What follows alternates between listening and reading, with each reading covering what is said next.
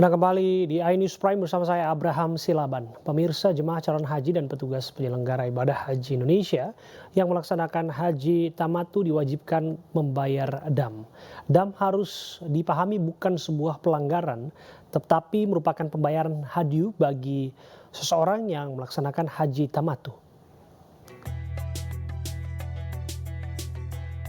Ratusan ribu jemaah calon haji Indonesia maupun petugas yang bekerja sebagai pelayanan tamu Allah dipastikan melaksanakan haji tamatu. Haji tamatu merupakan sebuah jenis haji di mana jemaah terlebih dahulu melaksanakan umroh terlebih dahulu sebelum melakukan wukuf di Arafah sebagai penanda masuknya waktu puncak haji akbar. Nantinya untuk pembayaran dam khususnya bagi petugas haji di Makkah akan dilakukan secara kolektif agar lebih transparan dan akuntabel.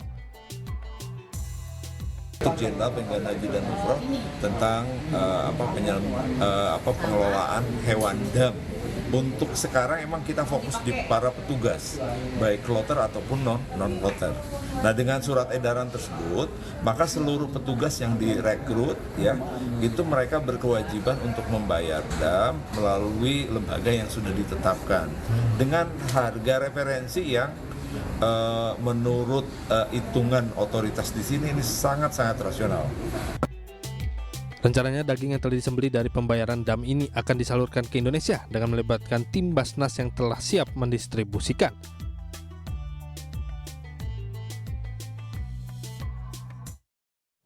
Sedikitnya 108 jemaah calon haji dirawat di Klinik Kesehatan Haji Indonesia KKHI Mekah sejak pelaksanaan ibadah haji dimulai. 73% diantaranya menderita penyakit jantung, hipertensi, diabetes, dan komorbid yang menjadi penyebab meninggalnya jemaah.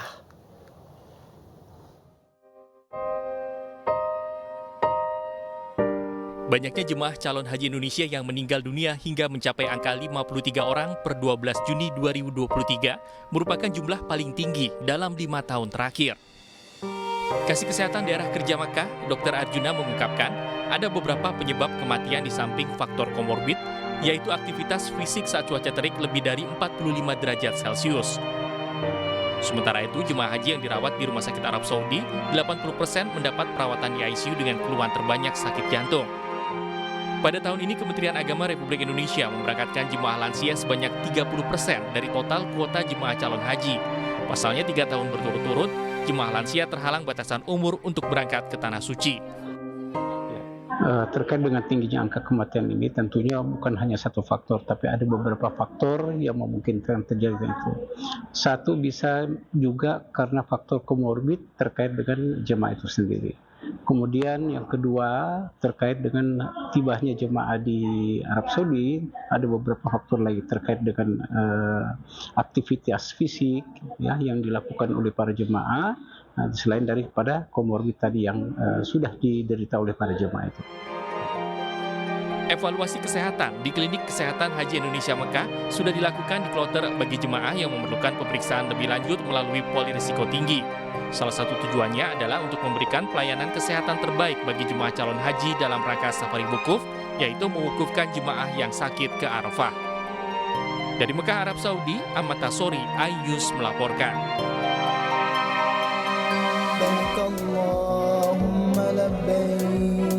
لبيك لا شريك لك لبيك.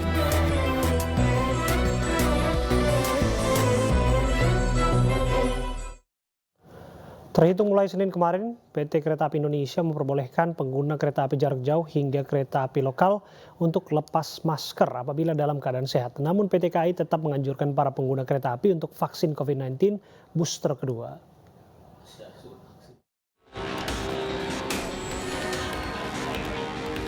Surat edaran Menteri Perhubungan nomor 17 tahun 2023 tentang protokol kesehatan pelaku perjalanan orang dengan transportasi kereta api pada masa transisi endemi COVID-19 telah terbit. PT Kereta Api Indonesia memperbolehkan pengguna kereta api jarak jauh hingga kereta api lokal untuk melepas masker selama perjalanan menggunakan moda transportasi kereta apabila dalam keadaan sehat dan tak beresiko tertular ataupun menularkan COVID-19. Kebijakan ini mulai diberlakukan Senin tanggal 12 Juni 2023. Mulai tanggal 12 Juni 2023, pelanggan kereta api jarak jauh dan kereta api lokal diperbolehkan tidak menggunakan masker apabila dalam keadaan sehat dan tidak beresiko tertular atau menularkan COVID-19. Namun begitu, Kereta Api Indonesia menganjurkan pelanggan melakukan vaksinasi COVID-19 sampai dengan booster kedua atau dosis keempat, terutama bagi masyarakat yang memiliki resiko tinggi penularan COVID-19. Relaksasi protokol kesehatan tersebut diharapkan dapat menjadi titik balik kebangkitan moda transportasi kereta api dan turut berkontribusi untuk pemulihan ekonomi nasional. PT KAI tetap menganjurkan para pengguna kereta api untuk vaksin COVID-19 booster kedua atau dosis keempat.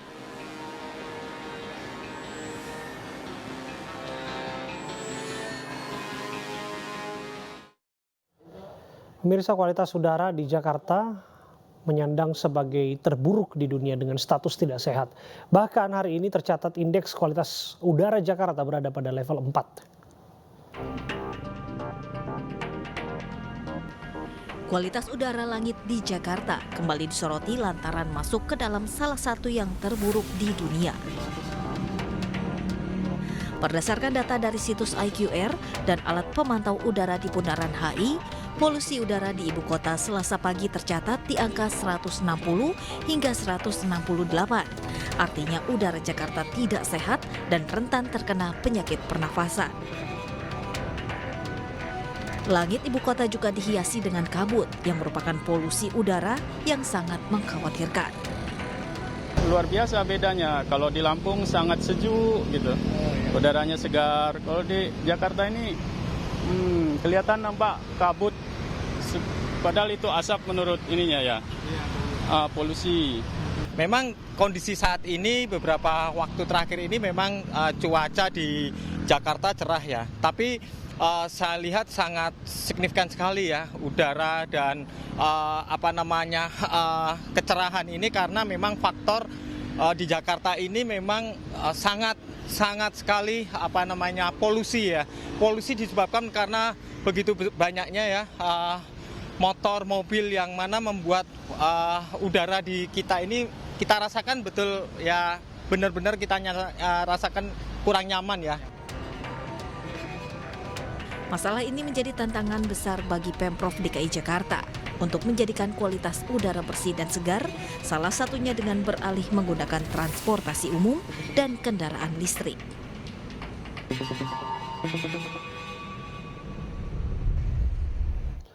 Kecelakaan terjadi antara truk ekspedisi dan 2 unit minibus di Palembang, Sumatera Selatan. Akibatnya, kemacetan panjang terjadi karena badan truk yang melintang di tengah jalan.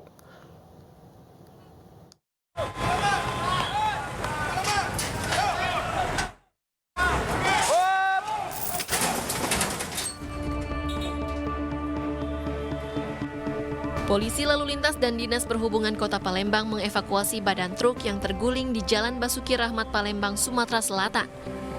Kejadian berawal saat truk ekspedisi tiba di lokasi, kemudian 2 unit minibus yang berada di depannya berhenti karena lampu merah, namun tiba-tiba truk menghantam dari belakang. Truk bermuatan buku pelajaran tersebut akhirnya oleng dan terguling. Diduga rem truk ekspedisi tidak berfungsi. Di sini nih, kita berhenti lagi lampu merah. Iya. Kendaraan apa kakak bawaannya? Avanza. Terus tiba-tiba? Ya begitu lampu merah kan kita ngerem. Nah rombongan mereka ini tidak tahu-tahunya mungkin nabrak dari belakang, hilang kendali apa cak mano, walau-walau kan? Dihantam tadi ya? Iya, nah sama mobil beliau situ. Jadi mobil kakak kerusakan apa nih? Itu belakang itu tuh. Bagian belakang. Akibat ditabrak truk, 2 minibus tersebut ringsek hingga seluruh bagian kaca pecah berserakan. Polisi yang tiba di lokasi langsung melakukan evakuasi terhadap mobil tersebut dan melakukan olah TKP. Dari arah Basuki Rahmat akan menuju ke arah Pajo. Kemudian waktu di TL Simpang Mapolda ini berhenti mendadak. Tiba-tiba remnya blong, tidak ada remnya lagi. Kemudian membanting ke sebelah kiri. Nah akhirnya tidak bisa seimbang antara muatan, maka terjadilah truk ini. Tidak ada korban jiwa akibat kecelakaan ini, namun arus lalu lintas di sekitar lokasi sempat tersendat. Dari Palembang, Sumatera Selatan, Firdaus, iNews melaporkan. Pemirsa, aktor Kasiman atau Salman Al-Farizi, pemeran Koh Ahong dalam serial Sidul Anak Sekolahan meninggal dunia. Ucapan duka mengalir dari para bintang sinetron tersebut, diantaranya Rano Karno dan Maudy Kusnaidi.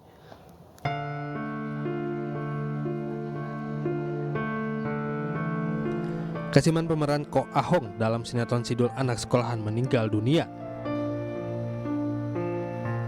Kabar duka tersebut awalnya diumumkan akun media sosial sinetron Sidul Anak Sekolahan. Ucapan duka mengalir dari para bintang sinetron hit tersebut. Salah satunya adalah Rano Karno. Rano Karno menggugah foto yang menampilkan momen dirinya bersama pemeran Koh Ahong tersebut.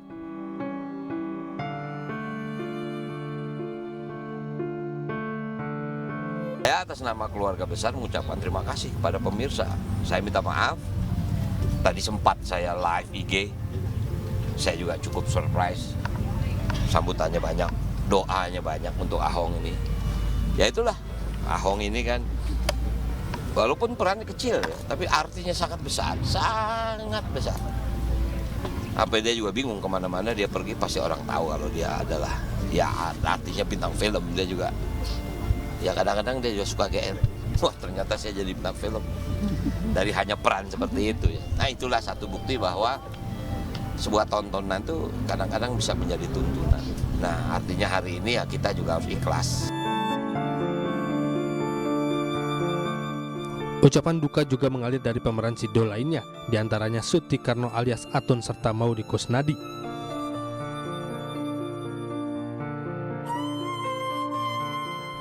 Kasiman dalam Sidul Anak Sekolahan berperan sebagai Ahong, pengusaha keturunan Cina sekaligus rekan bisnis ayah Zainab. Tak hanya dalam sinetron, Kasiman juga dipercaya untuk kembali bersama jajaran wajah-wajah lama untuk membintangi Sidul The Movie pada 2018.